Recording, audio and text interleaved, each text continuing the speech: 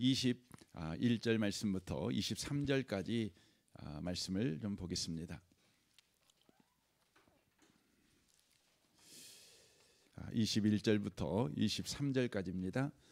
기록된 말씀을 같은 목소리로 읽겠습니다.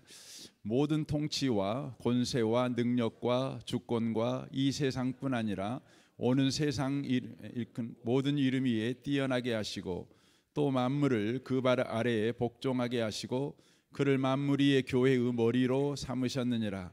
교회는 그의 몸이니 만물 안에서 만물을 충만하게 하시는 이의 충만함이니라. 아멘. 아멘. 오늘 두 번째 말씀을 나누려고 합니다. 두 번째는 교회는 그리스도가 그 머리이다라는 제목으로 말씀을 전하겠습니다. 먼저 우리가 함께 고백해야 될 것을 함께 고백했으면 좋겠는데요.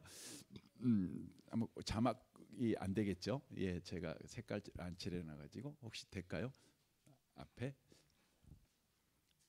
네, 아니, 네, 예, 혹시 가능하면 해주십시오. 예.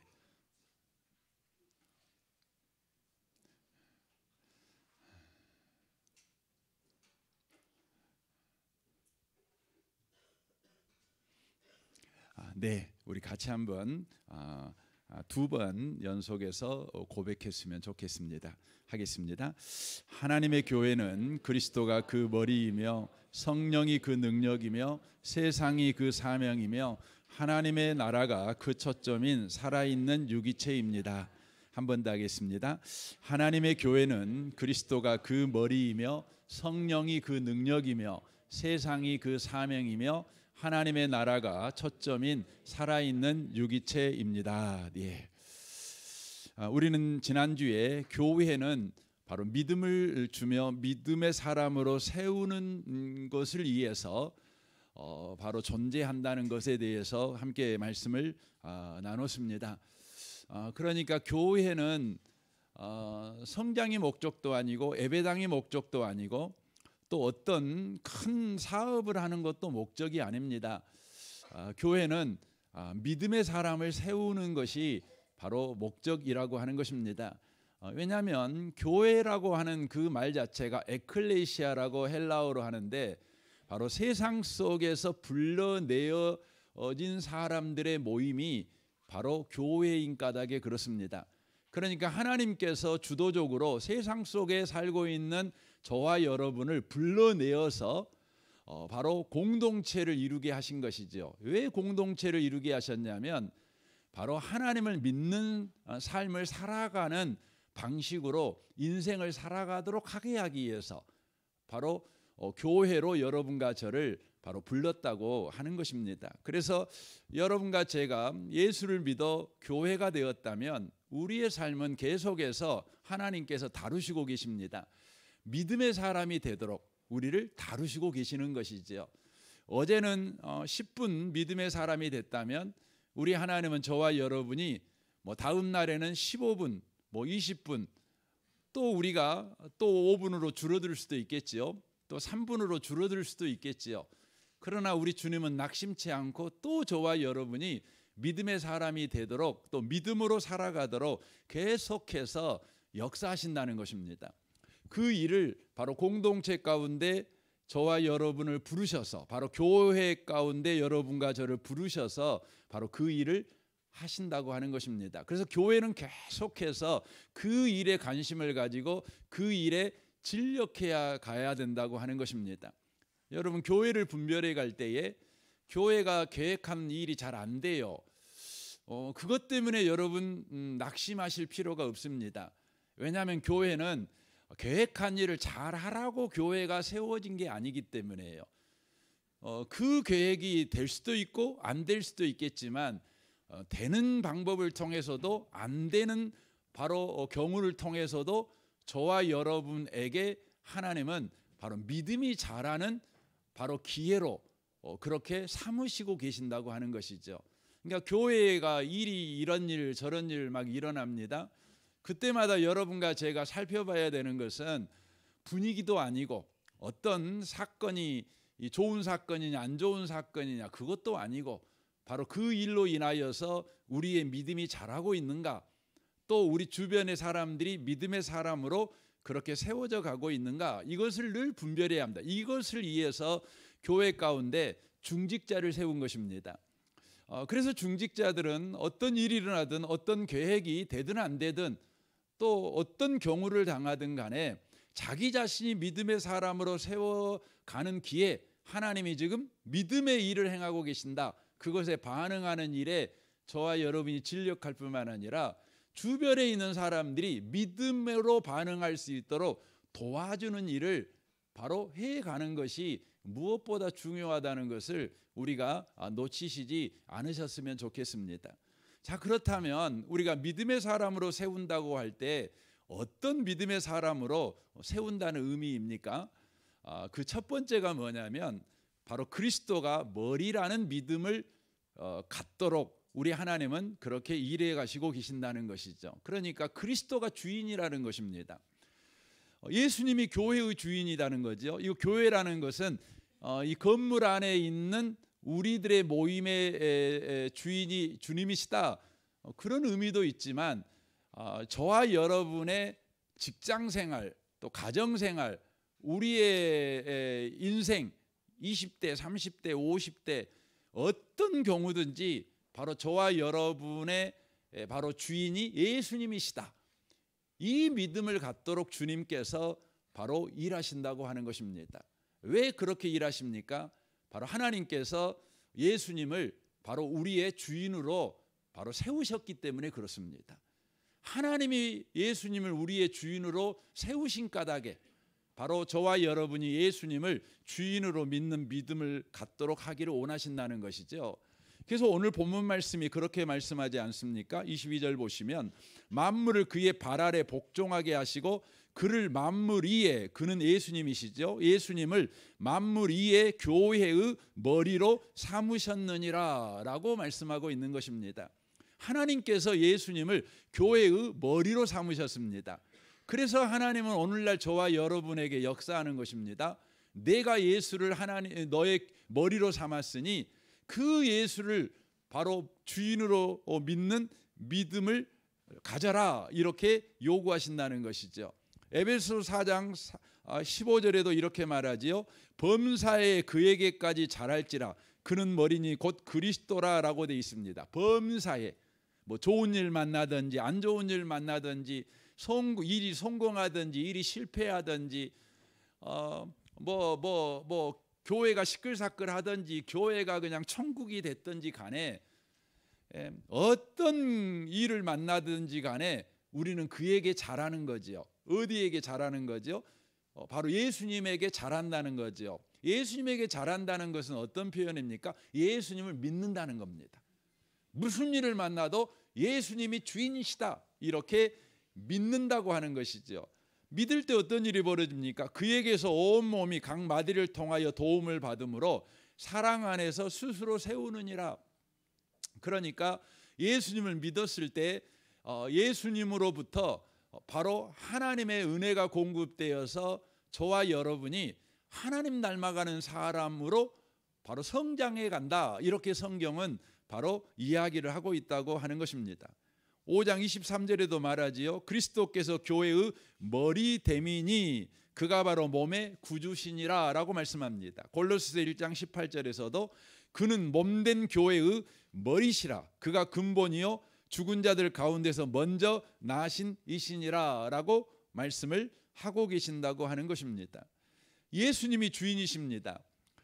그 예수님에게 범사에 바로 자라가야 합니다. 범사에 예수를 믿는 믿음의 사람으로 성숙해져 가야 된다고 하는 것이죠.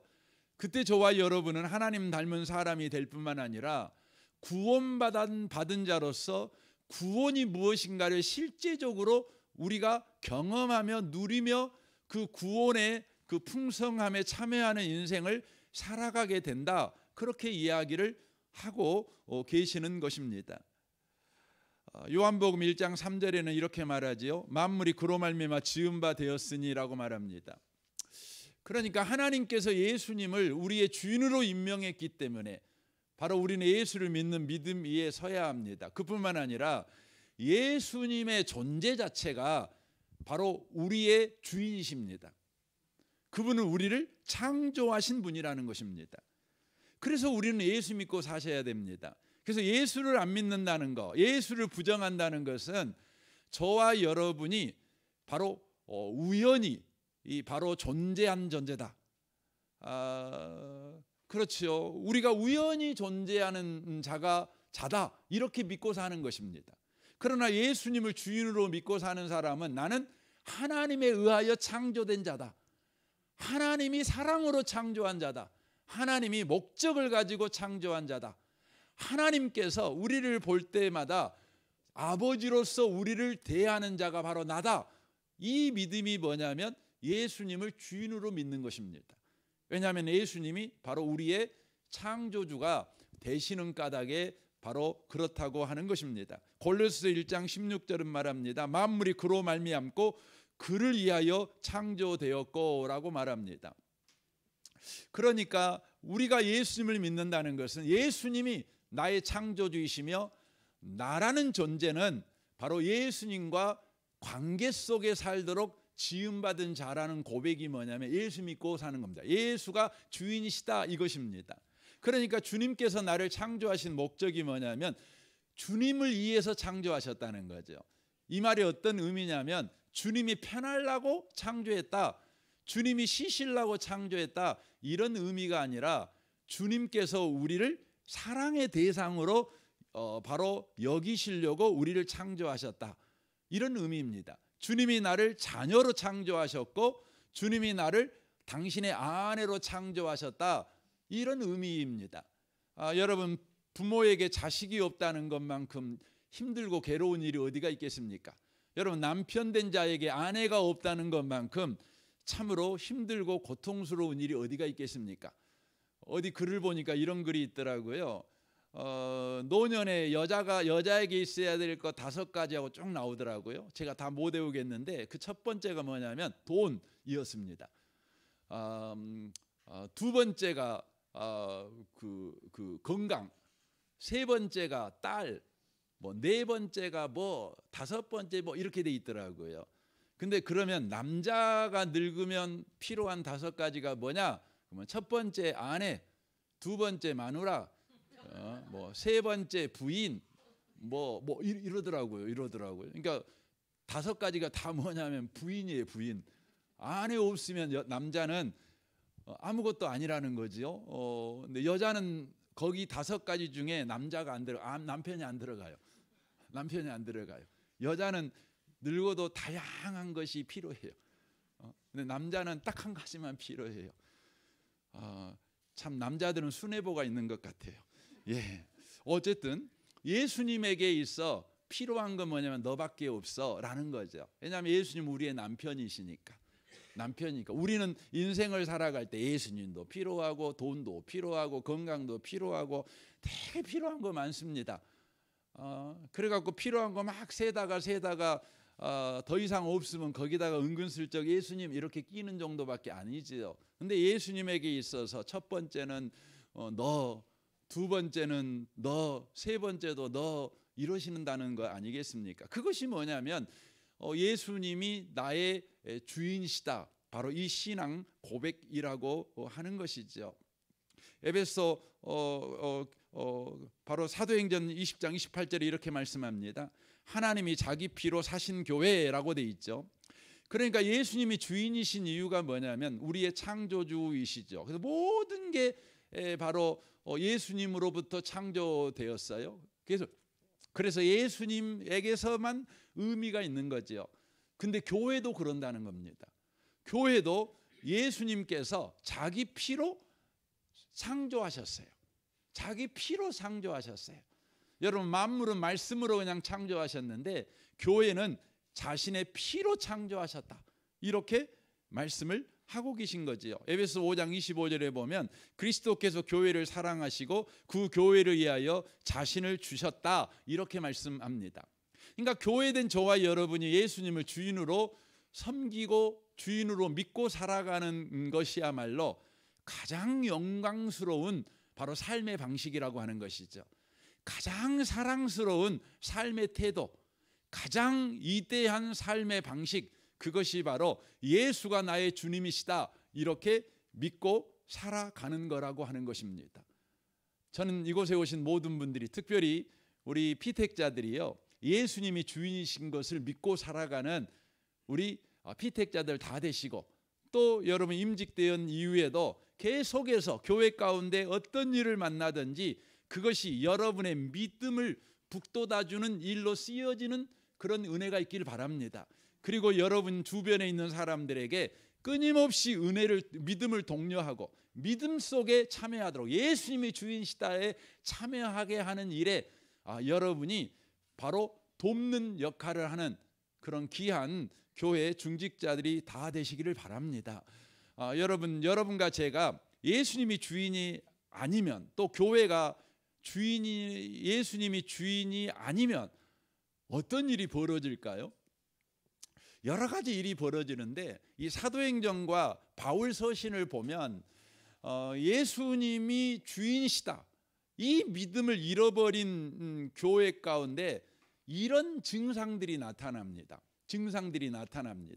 그래서 여러분, 우리 교회도 한번 분별해 보세요. 그리고 여러분 자신의 신앙생활도 한번 분별해 보세요. 내가 예수님을 주인이라고 신앙 고백하고 있지만 진실로 예수님이 주인된 신앙생활을 하고 있는가 한번 점검해 보시면 좋겠습니다. 첫 번째는요, 사람이 주인된 교회, 예수님이 주인이 아니에요. 사람이 주인된 교회는 바로 파벌이 나타난다는 것입니다. 파벌이 나타납니다. 바울 사도가 에베소 교회 장로들에게 이런 부탁을 하지요. 사도행전 20장 30절입니다. 너희 중에서도 제자들을 끌어 자기를 따르게 하려고 하는 사람들이 일어날 줄을 내가 아노니 라고 되어 있습니다. 그러니까 예수님이 주인이 아니고 내가 주인이에요. 예수님이 주인이라고 말은 잘하는데 실제는 예수님이 주인이 아닌 사람은 뭐 하는 일을 하냐면 자기 사람들을 만들어요. 자기 말을 따를 사람을 만들어요. 그런다는 것입니다. 뭐 그것이 뭐 가서 밥을 자주 먹든지, 뭐 커피를 자주 사주든지, 뭐 돈을 뭐 뒤에서 찔러주든지 간에, 또 여러 가지 돕는 방법을 하든지 간에, 여러분 예수님이 주인이 아니잖아요. 그러면 반드시 자기 편을 만듭니다. 교회가 자기 편을 만들어요. 자기 편을 만드는 사람이 됩니다. 그래서 여러분 우리 교회 한번 봐보세요. 여러분 우리 교회는 그 은근슬쩍 그 파당이 있는가, 파벌이 있는가 한번 봐보세요. 여러분 그 교회에 문제가 생기면은요, 그 사람을 우르르 따라가요. 그 사람의 의견을 우르르 지지해요. 그 사람의 말이 성경적인가 아닌가 그런 생각 안 해요. 나하고 친하니까, 나는 그 사람에게 도움을 받았으니까, 그 사람이 뭐 나쁜 사람은 아닌 것 같아요. 그래서 그러는 거지요. 여러분 사람이 중심이 된 교회는요 반드시 사람 중심으로 보입니다. 교회에 그런 일이 벌어지는 것입니다. 그래서 고린도전서에 고린도 교회가 그런 교회였잖아요. 그래서 바울 사도가 이런 말을 하지요. 그 고린도 교회가 여러 파당이 있어요. 나는 바울파다, 나는 아볼로파다, 나는 게바파, 곧 베드로파다, 심지어 어떤 사람 나는 예수파다, 이렇게 바로 파당이 나눠져 있었어요. 그런데 이것을 보고 바울 사도가 뭐라고 진단했냐면 이렇게 말합니다. 너희는 육신에 속한 자가 아니냐. 너희들은 육신에 속한 자예요. 이 사람들이 예수 믿어 구원받은 사람들이에요. 구원받은 사람임에도 불구하고 그들의 현 신앙의 주소는 어떠냐면 사람에게 속한 자예요. 사람을 믿어요. 사람을 의지해요.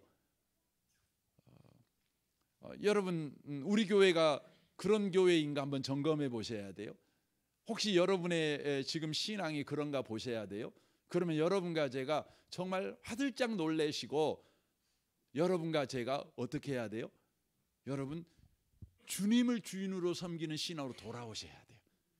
여러분 밥 먹는 거 그만하란 말이 아니에요. 커피 마시는 거 하지 말란 말이 아니에요. 남을 돕는 일 그만해라 이런 말이 아니에요. 그거 하십시오. 선행은 격려받으려야 합니다. 좋은 일이잖아요. 그러나 그것이 바로 사람을 만드는, 사람을 내 편으로 끌어들이는 방식이 되면 안 된다는 거예요.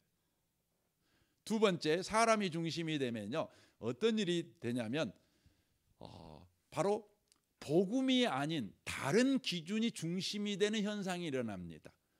말씀이 아니라 다른 기준이 중심이 돼요. 사도행전 6장에 보면 초대교회잖아요. 그 뜨거운 교회에도요 문제가 있었어요. 어떤 문제가 있냐면 헬라파 과부들이요 매일의 구제에 빠짐으로 인해서 히브리파 사람들을 원망하는 일이 벌어졌다는 것이죠. 그러니까 이 사도행전 6장에 나오는 교회는 예루살렘 교회입니다. 바로 마가다락방에서 시작된 그 뜨거운 성령 충만으로 시작된 교회입니다. 근데 그 교회가 어떤 일이 벌어졌냐면 바로 헬라파하고 히브리파 사이에 갈등이 일어나게 됐어요. 갈등이.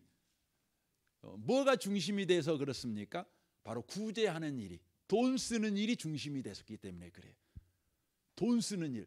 교회 와가지고 돈을 내가 더 많이 받느냐, 내가 돈을 적게 받느냐, 내가 섬김을 더 많이 받느냐, 섬김을 덜 받느냐가 그들 마음의 중심이 된 거예요. 그들 마음에 복음이 중심이 된 게 아니에요. 예수가 중심이 된 게 아니에요. 예수가 중심이 됐다면 돈이 좀 없어도 원망하지는 않습니다. 좀 누군가에게 인정을 덜 받아도 흔들리지 않아요. 왜냐하면 중심이 분명하니까. 중심이 분명하면 여러분 흔들릴 수도 있겠지만 그건 하루 넘기지 않지요. 뭐 이틀, 3일, 일주일, 한 달 이렇게 꽁 해갖고 갈 일은 없어요. 흔들릴 수 있어요. 누구나 다 사람인데 안 흔들리겠습니까? 그러나 여러분 예수가 주인시다는 이 복음의 중심성이 분명하면 금방 여러분 무게중심 때문에 흔들리지 않습니다. 자리를 잡습니다. 그런데 중심이 뭐예요? 돈인 거예요. 돈이다 보니까, 구제다 보니까, 이걸 적게 받으니까 원망이 일어나는 것이죠. 여러분, 우리 교회가 복음 때문에 흔들린다. 그러면 이거 뭐 당연히 흔들려야죠. 흔들려야죠. 근데 복음 외에 다른 것으로 흔들려요. 내가 주장하는 말이 안 들어먹으니까 흔들려요. 내가 좋은 마음으로 이렇게 뭔가를 했는데 그걸 사람들이 인정을 안 해줘요. 칭찬도 없어요. 그래서 흔들려요. 그러면 여러분 그건 뭐예요? 그건 분명해요. 예수님이 주인이 아니었어요. 예수님이 무게중심에 앉아있는 것이 아니라 내 마음의 무게중심에 앉아있는 것은 바로 칭찬 듣는 것, 인정받는 것, 이런 것이었다는 것이죠. 여러분, 그 한국 교회는요, 어떤 경우에 제일 흔들릴까요? 한국 교회는? 여러분, 한국 교회를 보면은요, 교회가 막 싸움하고 갈라지고 뭐 목사편, 장로편 막 그렇게 싸운 경우가 많아요. 그러면 여러분, 왜 싸울까요? 여러분, 100%입니다. 돈 때문에 그러는 거예요. 돈 때문에, 재산 때문에 그러는 겁니다. 뭐 다른 거 사실 뭐 없어요. 여러분, 교회가 시끄러운 이유가 뭐예요? 여러분, 예배 드릴 때는 안 시끄럽잖아요. 근데 재직에 하면 시끄러워요. 뭐 공동의회 하면 시끄러워요. 왜 그래요? 그때 돈 이야기 하잖아요. 그러니까 그것 때문에 흔들려요. 그건 어떤 거예요? 여러분, 교회는요, 복음이 아닌 다른 것에 흔들렸다. 그건 분명해요. 예수님이 주인이 아니에요. 그건 사람이 중심인 거예요. 사람이 중심인 거예요. 사람이 중심이면은요, 또 돈이 중심이잖아요. 근데 목회자 자신이 그것이 중심이에요. 그러면은요, 여러분, 목회자 자신이 어떻게 돼요? 여러분, 설교를 할 때 순전한 복음을 전하지 않아요. 여러분, 사람들이 좋아하는 말을 전해요. 설교라는 것이 아니라 덕담을 해요. 여러분, 초대교회가 이런 문제를 딱 적었잖아요. 그러니까 사도들이 한 일이 뭐였어요? 사도들이 한 일은 기도와 말씀에 전무하는 것이었어요. 교회가 다시 말씀 중심으로 돌아와야 돼. 다른 방법이 아니에요. 행정하는 것이 아니었어요. 뭐 조직을 새로 짜는 것도 아니었어요. 말씀의 중심성을 확 잡는 거예요. 복음의 중심을 제대로 잡는 거예요. 그것이 뭐냐면 예수가 주인인 바로 믿음을 가진 성도들로 바로 다시 세우는 거죠. 복음을 다시 듣게 하는 거죠. 말씀을 들어야 예수가 주인이라는 그 믿음을 우리가 갖지 않겠습니까? 세 번째로요. 여러분, 예수가 주인이 아니고 다른 것이 주인이잖아요. 그러면 반드시 교회에 나타나는 현상이 있는데 그게 뭐냐면 바로 변화가 아니라 헌신 자체가 중심이 돼요. 헌신 자체가 중요해요. 변화가 아니라 헌신 자체가 중요한 교회가 된다는 거죠. 사도행전 5장에 보면 아나니아와 삽비라가 나옵니다. 그들이 헌신합니다. 땅을 팝니다. 뭐 하려고요? 교회 헌금하려고요. 여러분, 교회 헌금하려고 땅 팔아본 적 있으신가요? 여기 계신 분들과 분명히 계실 겁니다. 귀한 분들이죠. 그러나 아나니아와 삽비라가 자기 땅을 팔아갖고 교회 헌금을 하려고 했는데 그 목적이 뭐였냐면 바로 더 큰 영향력과 명예를 얻기 위해서였어요. 근데 문제가 생겼죠. 어떤 문제가 생겼죠? 땅 파는 값을 전체를 헌금하지 않고 거기서 얼마를 감추고 나서 헌금을 했죠. 그래서 문제가 생겼나요? 아니에요. 적게 들여서 문제가 생긴 것이 아니에요. 이 문제의 핵심은 뭐냐면 우리가 사도행전 5장 3절 4절을 읽어보시면 베드로가 말하잖아요. 네가 속였다. 교회를 속였고 사도들을 속였고 네가 하나님을 속였다. 이렇게 말합니다. 그 말은 어떤 의미의 말입니까? 네가 드리기로 작정한 돈보다 적게 드렸어라고 말하는 것이 아니라 네가 돈을 드리려고 하는 목적이 바로 하나님 앞에 헌금하는 태도가 아니었고 그것으로 인하여서 교회에서 명예와 영향력을 가지려고 했던 거야 라는 것입니다. 한마디로 말하면 돈과 영향력의 주인이 되려고 했다는 거예요. 여러분, 사람이 주인된 교회는요, 성도 한 사람 한 사람의 변화보다요, 눈에 보이는 헌신을 하는 것을 더 귀하게 평가를 해요. 헌신하는 걸 귀하게 평가하는 교회가 돼버려요. 여러분, 헌신은 귀한 것입니다. 그러나 변화된 사람이 헌신하는 거예요. 오늘 우리가 오전 예배 때 그 맹세에 관한 이야기를 했잖아요. 거기에 이제 헌신에 관한 이야기도 우리가 했지요. 하나님을 너무너무 사랑하니까 내가 하나님 앞에 갑자기 이 맹세를 이렇게 하는 거죠. 나 이렇게 헌신합니다. 이렇게 하는 거잖아요. 그러면 여러분이 하나님을 사랑하기 때문에 헌신하는 게 맞을까요? 안 그래요. 여러분 이제 우리가 교회에서 그러잖아요. 이렇게 헌신을 강요할 때 있어요. 당신은 하나님 사랑하죠. 그럼 하나님을 사랑한 것만큼 헌금하세요. 이런 말을 듣습니다. 여러분, 그건 잘못된 말입니다. 다윗의 경우를 들어서 말씀을 드리면 다윗은 이제 성전을 건축할 때요, 헌금을 엄청 합니다. 엄청난 헌금을 합니다. 근데 그가 그 엄청난 헌금을 했던 이유가 뭐예요? 그가 그렇게 고백해요. 내가 주신 만큼 합니다. 이렇게 돼 있어요. 받은 만큼 내가 합니다. 받은 만큼 하는 거예요. 받은 만큼.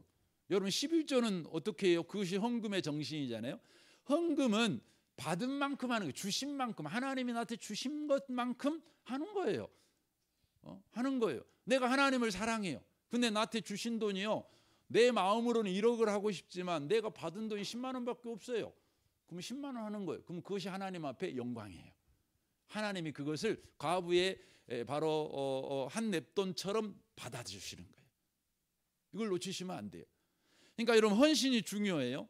그러나 여러분, 변화가 없는 헌신은, 그것은 사람이 중심이 된 헌신이라는 걸 놓치시면 안 돼요. 그래서 성경은 헌신을 할 때 앞에다가 꼭 붙여요. 뭐예요? 즐거이를 붙여요.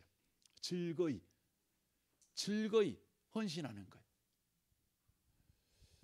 저는 우리 교회가요, 헌신이 많았으면 좋겠어요. 그러나 즐거이 헌신하는 성도가 많았으면 좋겠어요. 헌신 자체를 즐기면서 헌신을 내가 많이 했으니까 내가 이 교회에서 영향력이 있어. 나보다 더 헌신 많이 한 사람은 어디가 있어? 그러니 내 주장과 내 말에 힘이 실려 여러분의 헌신을 가지고 보상을 받으려고 하고 또 그만한 대접을 받으려고 하는 그 헌신, 그것이 바로 내가 주인된 바로 교회에 나타난 현상이라고 하는 것입니다. 여러분, 예수님이 주인이잖아요. 헌신해 놓고요, 여러분 절대 여러분 보상을 요구하지 않습니다. 그래서 성경에 보면 예수님께서 한 그 종 이야기를 하죠. 그 종이요, 하루 종일 밭에 가서 일하고 돌아왔어요. 돌아왔는데 이제 주인이 밥 먹을 시간이 돼갖고 그 종한테 뭐라 그래요? 밥 차리라 그래요. 하루 종일 놀던 주인이 하루 종일 밭에 가서 일하고 온 종이 왔을 때 야, 밥 차려라 그랬어요. 그리고는 어떻게 해요? 나 밥 다 먹을 때까지 일어나 시중 들어? 그러는 거죠. 그래 놓고 예수님이 말씀하는 거죠. 야, 그랬다고 그 종한테 잘했다고 칭찬하겠냐? 칭찬 안 한다는 거예요. 그러면 종은 뭐라고 그래요? 종은 내가 할 일 있습니다. 그걸로 끝이에요. 여러분, 그것입니다. 예수님이 주인이시면 여러분 헌신했다고 그것으로 여러분 보상받으려고 하지 않아요. 그것으로 여러분의 자리를 더 견고하게 하려고 하지 않아요. 내가 할 일을 했을 뿐이에요. 예수님이 주인된 사람은 바로 변화된 사람이에요. 그래서 바울 사도는요, 그 놀라운 헌신을 했잖아요. 정말 뭐 바울 사도만큼 헌신을 많이 한 사람이 어디가 있어요? 근데 그가 죽기를 앞두고 마지막으로 쓴 편지가 디모데 전후서잖아요. 근데 디모데 전서 1장에서 뭐라고 그래요? 그렇게 헌신해 놓고 뭐라고 그래요? 나는 죄인 중에 괴수입니다. 내가 이렇게 헌신할 수 있었던 것은 하나님이 베푸신 은혜입니다. 은혜입니다. 그러니까 내가 헌신할 수 있었던 것은 바로 하나님이 헌신하도록 내게 베풀어 주신 그 은혜가 나를 헌신하게 하실 뿐이라는 거죠. 그래서 세상에 헛된 인생을 사는 자들에게도 바로 자기 자신의 인생이 바로 모델이 될 수 있다는 거예요. 이걸 이야기를 하는 것이죠. 여러분 자꾸 이건 점검해 보셔야 합니다. 왜냐하면 교회에 이제 임직자가 되면 다른 사람보다 그래도 1시간이라도 뭐 더 수고하고 더 헌신하지 않겠습니까?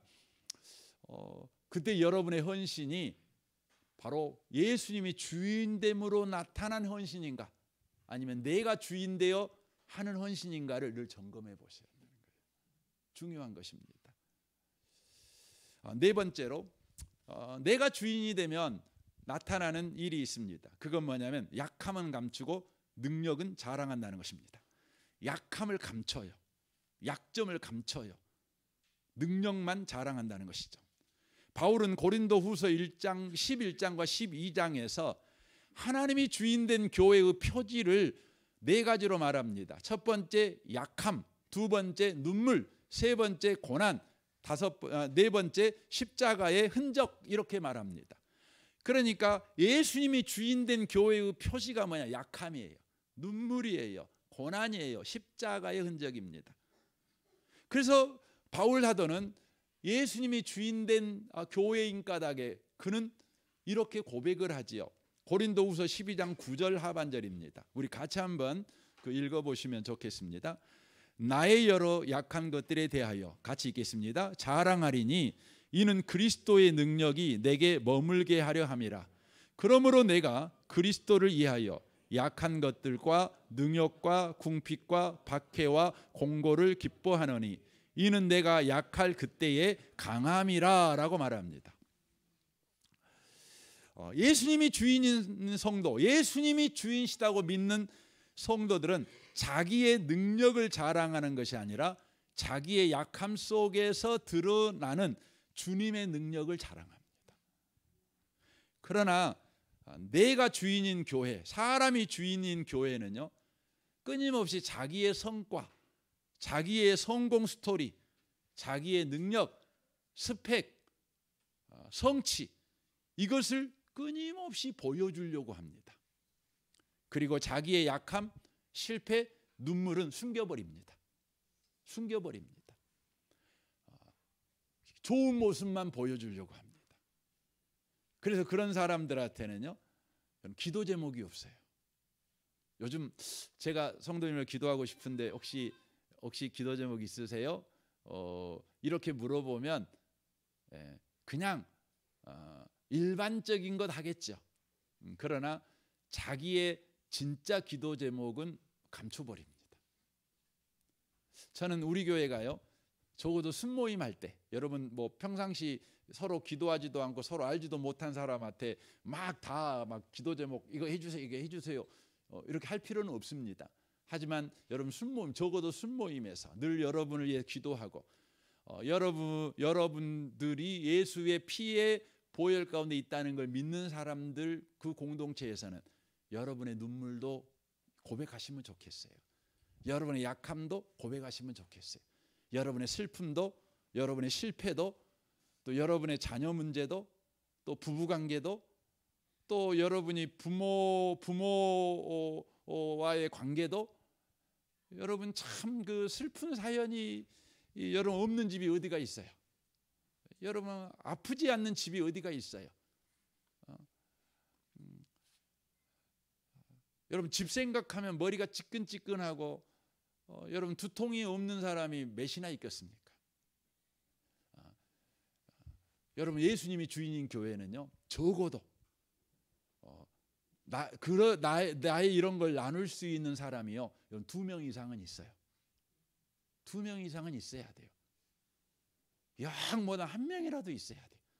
그래서 예수님께서요, 예수님도 너무 고통스럽잖아요. 힘들잖아요. 근데 12명 제자들한테 다 말 안 했어요. 왜냐하면 수준이 있고, 그러니까 다 말하면 시험 들어보니까 몇 명한테는 이야기했어요? 그래서 겟세마네 동산에 데리고 갈 때 몇 명은 데리고 갔어요? 3명은 데리고 갔어요. 3명. 여러분 3명 이름 아세요? 베드로, 야고보, 요한입니다. 3명은 데리고 갔어요. 3명은. 여러분들의 눈물, 실패, 근심 걱정, 그 약점, 여러분 다 말 안 해도 돼요. 또 말하면 시험 드니까. 그러나 적어도 뭐 예수님은 3명이었으면 우리는 2명이라도 있어야죠. 2명이라도. 그게 바로 예수님이 주인된 신앙생활이고, 예수님이 주인된 바로 교회라고 하는 것입니다. 늘 이긴 것만 이야기해요. 늘 잘된 것만 이야기하려고 해요. 그건 내가 주인된 신앙생활, 내가 주인된 교회를 만들어가고 있는 바로 모습이라고 하는 것입니다. 5번째로요, 고난은 피하고요, 영광만 원하는 바로 신앙생활을 한다는 것입니다. 고난은 피하고 영광만 원하는 신앙생활을 한다는 것이죠. 이게 바로 사람이 주인된 교회, 예수님이 주인이 아닌 교회에 나타나는 바로 현상일 뿐만 아니라 우리의 신앙 양태라고 하는 것입니다. 바울은 교회 사역의 기본값을 이렇게 말합니다. 사도행전 14장 22절입니다. 우리가 하나님 나라에 들어가려면 많은 고난을 겪어야 할 것이라 라고 말합니다. 기본값입니다. 환난을 겪는 것은 여러분 신앙생활의 기본값입니다. 그래서 여러분 로마서 8장에서도 뭐라고 말하죠?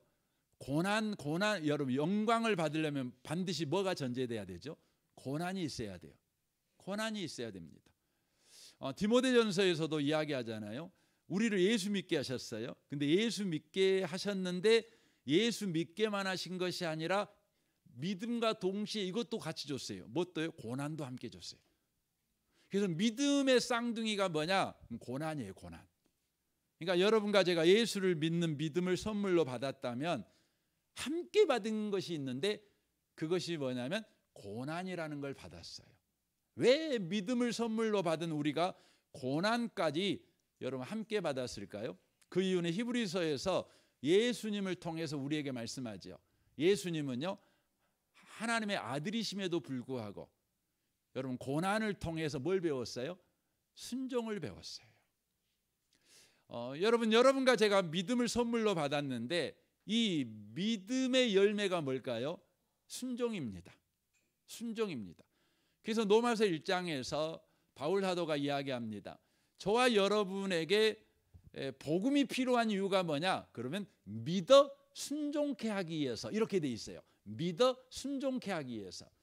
그러니까 믿음은 믿음으로 있으면 안 돼요. 반드시 순종으로 나아가야 돼요. 그런데 순종으로 나아가는 믿음을 위해서 반드시 필요한 게 있는데 그게 뭐냐면 고난이에요. 고난. 고난은 우리가 쉽게 말하면 이런 거잖아요. 내 능력 밖의 일이잖아요. 내가 감당할 수 없는 일이잖아요. 그게 고난이죠. 그러니까 믿음이 내게 주어졌어요. 예수 믿는 믿음. 예수가 구원자다. 이 믿음이 주어졌어요. 근데 우리에게 주어지는 게 고난이 주어져. 내 능력 밖의 일이 주어지죠. 그럼 뭘 써야 되겠어요? 뭘 써야 되겠어요? 여러분, 예수가 주인이셔요. 예수가 구원자셔요. 모든 것을 우리를 구원하신 구원자예요. 근데 내가 그 구원자이신 주님을 믿는 믿음을 선물로 받았는데 내게 주어진 현실은 뭐냐면 내 능력 밖의 문제를 만난 거예요. 그러면 이때 내가 써야 될 건 뭐예요? 믿음을 써야죠. 그렇죠? 믿음을 써야죠. 내 능력 밖의 일을 만났으니. 근데 놀라운 것은 예수 믿기 전에는 나에게는 나밖에 없잖아요. 그 능력 밖의 일을 만나면 우리가 할 수 있는 일이 뭐죠? 그것에 주저앉아서 어여태야 우는 거지요. 낙심하는 거죠. 체념하는 것이 우리의 전부입니다. 그래서 여러분, 예수 밖에 있는 사람들의 인생은 반드시 그 결과가 뭐냐면 체념입니다. 체념하는 거예요. 체념으로 끝나요. 그렇게 인생을 애썼지만 수고했지만 자기에게서는 자기를 넘는 문제를 뛰어넘는 것이 개발이 안 돼요. 여러분, 세상은 요즘 자기 개발하라고 계속 부추기죠. 근데 아무리 자기 개발을 해도요, 자기 능력을 뛰어넘는 문제를 만나면 여러분 인생은요 답이 없어요. 체념하는 거죠. 그래서 성경상에 야곱이라는 사람이 그러잖아요. 야곱은 여러분 87세가 되도록 자기의 능력 밖의 현실을 만나잖아요. 그게 뭐예요? 둘째로 태어나갖고 첫째가 받는 복을 받을 수가 없는 거예요. 첫째가 받는 복은 둘째로 태어나면 죽었다 깨어나도 못 받는 거예요. 반드시 첫째로 태어나야만 받는 거예요. 그러니까 그것을 위해서 그가 어마어마하게 노력을 하잖아요. 팥죽도 써보고 뭐 양가죽도 덮어 입어보고, 그래서 아버지도 속여보고 형도 속여보고 뭐 별짓 다 하잖아요. 근데 결국은 뭐예요? 그 복을 받지 못하지요. 그러니까 그가 하는 것이 뭐죠? 체념에서 도망가는 것밖에 없어요. 현실에서 도망가는 것밖에. 근데 어떤 일이 벌어지죠? 주님이 오셔요. 오셔갖고 내가 너와 함께해. 그 인생에, 혼자밖에 없는 인생에 누가 쳐들어오신 거예요? 하나님이 쳐들어갖고 너는 너밖에 없는 인생이 아니고 나와 내가 함께하는 인생이야, 이렇게 말하는 거죠. 그러면 그 내가 감당할 수 없는 인생에 대해서, 환경에 대해서 그때부터 야곱은 누구를 써야 되는 거예요? 하나님을 써야죠. 하나님을 써야죠. 하나님하고 씨름해야죠. 그 문제하고 씨름할 일이 아니고 그러는 거죠. 우리가 하나님을 주인으로 섬기지 못하면은요, 우리는 고난을 당하면 꼭 뭐 하냐면, 여러분, 내가 하려고 해요. 그런데 안 돼요. 안 되면 어떻게 해요? 두말할 것도 없어요. 체념해요. 근데 체념하기 전에 우리가 하는 일이 있어요. 꼭 책임 전가를 해요. 너 때문에 그래. 너 때문에 그래. 이렇게 해서 그래. 저렇게 해서 그래. 뭐 환경이 이래서 그래, 프로그램이 이래서 그래, 저 사람이 있어서 그래, 저 사람이 저 이래서 그래 하고 맨 책임 전가해요. 책임 전가해요. 에덴 동산에서 그랬잖아요. 하나님을 빼버리니까 아담과 하와에게 문제가 생기니까 그들이 그 문제를 해결하는 방식이 뭐예요? 책임 전가하는 거예요. 하나님이 저 여자 줘가고 그런 거 아닙니까? 그런 거 아닙니까? 그러니까 여자는 또 저 뱀이 나를 꼬셔가고 그런 거 아닙니까? 근데 뱀은 할 말이 없어갖고 가만히 있었잖아요. 거기서 제일 정직한 놈이 뱀이었어요. 네. 네. 여러분, 우리는 그러는 겁니다. 그런데 하나님이 주인인 사람은요, 어때요? 여러분, 고난이 오잖아요. 그러면은요, 해피하지 않습니다. 그리고 그 고난에서 주님을 믿는 믿음을 씁니다. 그래서 순종으로 나아갑니다. 믿음이 커지는 겁니다. 순종의 이대한 발걸음을 내딛는 것입니다. 더 큽니다. 그래서 여러분, 예수님이 주인인 사람은요, 이런 부분이 계속해서 훈련되었 까닭에 바로 자기가 감당할 수 없는 문제, 자기보다 큰 문제를 만날 때마다 그는 바로 기뻐요. 왜요? 또 주님이 일하실 때다. 그러는 거죠. 그러는 거죠. 그래서 여러분, 교회를 보다 그래요. 교회가 어려운 일을 만났어요. 우리 힘으로는 감당하지 못할 일을 만났어요. 우리 힘으로 감당하지 못할 어떤 재정적인 필요가 우리 가운데 생겼어요. 그러면 여러분, 두말할 거 없이 우리 하지 맙시다. 그러는 거죠. 체념하는 거죠. 근데 체념하지 않습니다. 먼저 뭐 해요? 꼭 책임 전가합니다. 똑바로 했어야지요. 돈 제대로 썼어야지요. 이런 일을 위해 돈 모았어야지요. 뭐 이런 식으로 합니다. 그러나 믿음의 사람들은 안 그래요. 그때 우리가 써야 되는 건 뭐예요? 책임 전가도 아니고 체념도 아니라 예수를 믿는 믿음이에요. 그래서 그렇게 말해, 우리 기도합시다. 우리가 먼저 분별하는 거, 이거 주님이 원하시는 겁니까? 이건 주님이 우리에게 약속한 것입니까?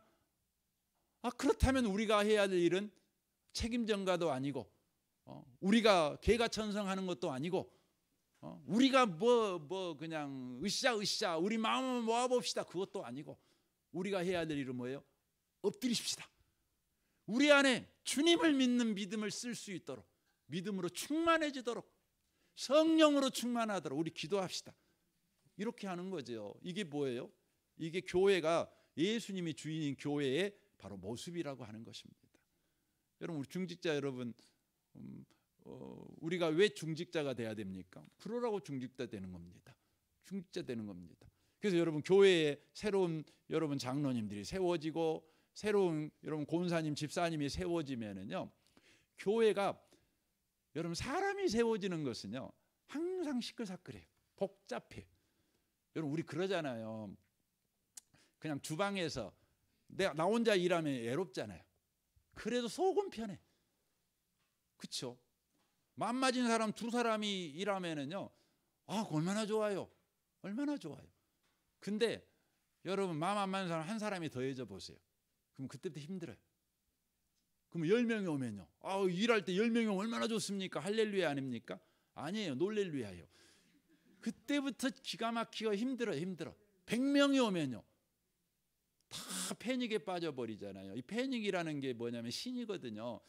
가이사 빌립보 지역에 예수님께서 가셔가지고 난 누구라 하느냐 이렇게 물어봤는데, 이 가이사 빌립보 지역이 이제 가보시면, 여러분 한번 가보세요. 거기서 여러분 만들어진 최초의 신이 누구냐면 패닉이라는 신이에요. 패닉. 여러분, 패닉. 이 패닉이 뭐냐면은요, 이 목동들한테 이 양의 탈을 쓴 그 귀신, 신이죠. 신이 갑자기 쫙 하고 나타나는데요. 그러면 깜짝 놀래갖고 기절한대요. 이게 패닉 신이에요. 사람을 놀래키는 신이에요. 여러분, 우리가요, 그런다고요. 그런데요, 여러분, 예수님이 주인인 교회는요, 한 사람보다 100명이 좋아요. 100명보다 10,000명이 좋아요. 사람이 더하면일수록 좋아요. 그래서 사도행전을 봐보세요. 사도행전을 보시면은요, 하나님께서 너무 좋아요. 좋으면서 쓰는 표현이 뭐냐면 믿는 자의 수가 더했더라. 믿는 자의 수가 더했더라. 여러분, 교회에서 상처받고 힘든 사람은요, 그 말씀 보면 여러분 좋아요, 안 좋아요? 안 좋아요. 아이고 또 얼마나 시끌시끌할까. 그래요. 근데 여러분 성경을 보면은요, 하나님이요, 예수님이 주인된 교회가 이런 거야. 믿는 사람의 수가 더하니까 얼마나 좋냐. 좋지. 어제보다 기쁨이 100배나 더 증가하잖아. 이렇게 말하는 거죠. 그 이유가 뭡니까? 예수님이 주인이시니까. 그래서 교회는 세상 속에 있잖아요. 세상은 끊임없이 바로 교회가 스스로 감당할 수 없는 바로 문제를 일으켜요. 교회인 우리가 감당할 수 없는 일, 이 몸뚱아리 갖고는 도저히 어떻게 할 수 없는 일을 계속해서 바로 만들어내는 게 교회입니다. 그런데 교회가 그 세상 속에 살고 있는 거 아닙니까? 그게 기본값이라고요. 근데 그때 예수님이 주인된 교회는요, 어떻게 해요? 몸으로 하려고 하지 않아요. 머리에게 물어봐요. 머리를 써요. 여러분, 우리가 자식들한테 자주 하는 말이 뭐예요? 너는 머리를 장식으로 달고 다니냐? 머리 좀 써라 그러잖아요. 예수님이 지금 하시는 말이에요. 너는 왜 몸 쓰려고 하냐? 왜 너를 쓰려고, 네 지혜만 쓰려고 하고 네 능력만 쓰려고 하냐? 머리나 띄워서 뭐하냐? 머리 좀 써라. 머리가 누구셔요? 예수님이셔요. 예수님이 주인이시다. 이렇게 말씀하는 것입니다. 오늘 이 말씀이 여러분 마음에 꼭 잘 박힌 못과 같이 박혀 있기를 바랍니다. 여러분의 남은 그 신앙생활 내내 이 못이 안 빠졌으면 좋겠어요. 우리 함께 기도하겠습니다.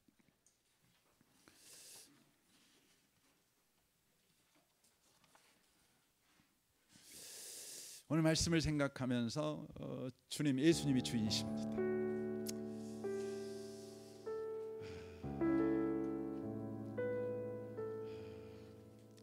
파벌이 생기는 교회가 되지 않게 하시고, 복음 외에 다른 것이 기준이 되는 교회, 변화가 아니라 헌신 자체가 중심이 되는 교회, 약함을 감추고 능력을 자랑하는 교회, 고난은 피하고 영광만 원하는 교회. 주님, 사람이 주인된 교회가 되면 이런 교회가 된다고 하는데, 주님, 우리가 항상 주님이 주인되는 교회가 되기를 원합니다. 이런 현상이 나타날 때마다 책임 전가하고 체념하고 낙심하고 도망가고 이런 자가 아니라 무릎을 꿇는 우리가 되게 하옵소서. 두 손 들어 주님만 주인이십니다. 주님 주인 노릇 하십시오. 이렇게 주님 앞에 우리를 양도하고 우리를 맡겨버리는 우리 교회 되게 하옵소서. 우리의 신앙이 되게 하옵소서. 우리의 인생이 되게 하옵소서. 우리 같이 한번 기도하겠습니다. 오 하나님 아버지, 감사합니다. 주님께서 우리 가운데 말씀하시니 감사합니다. 주님, 예수님이 우리의 주인이십니다. 주님이십니다. 그러나 주인이 아니라 내가 주인 되었을 때 우리 가운데 사람의 파벌이 생기고 복음이 아닌 다른 것이 기준이 되며 중심을 차지하며 변화가 아니라 헌신 자체를 지향하게 되고 약함을 감추고 능력을 자랑한다고 하셨습니다. 고난을 피하고 영광만 원하는 신앙을 갖는다 하셨습니다. 주님, 이런 일을 할 때 우리가 무릎을 꿇기를 원합니다. 주님, 예수가 주인이십니다. 주이신 주님에게 다시 한번 회복된 우리가 되게 하옵소서. 은혜를 주십시오. 주님 감사합니다. 은혜의 복음교회 주인은 예수님이십니다. 우리의 주인이 예수님이십니다. 가정의 주인도 직장의 주인도 우리 인생의 주인이 예수님이십니다. 이 신앙을 계속해서 붙드는 우리의 삶이 되게 하시고 계속해서 믿음이 자라는 우리 신앙이 되게 하여 주옵소서. 사람이 중심이 되는 교회가 되지 않게 하시고 우리의 신앙이 되지 않게 하옵소서. 그래서 파벌을 만들지 않게 하옵소서. 복음이 아니라 다른 기준이 중심이 되지 않게 하옵소서. 변화가 아니라 헌신 자체를 지향하는 신앙이 되지 않게 하옵소서. 약함을 감추고 능력을 자랑하는 헛된 자가 되지 않게 하시고, 고난을 피하고 영광만 원하는 신앙이 되지 않게 해 주옵소서. 이런 일이 일어날 때마다 누군가에게 책임을 전가하고 또 체념하고 낙심하는 자가 아니라 무릎을 꿇고 주 예수여 당신만이 우리의 주인이십니다, 머리이신 주님께서 일하시옵소서.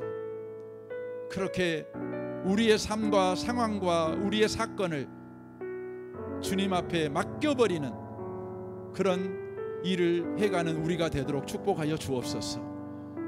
주님만 높임을 받으시옵소서. 예수님의 이름으로 기도합니다. 아멘.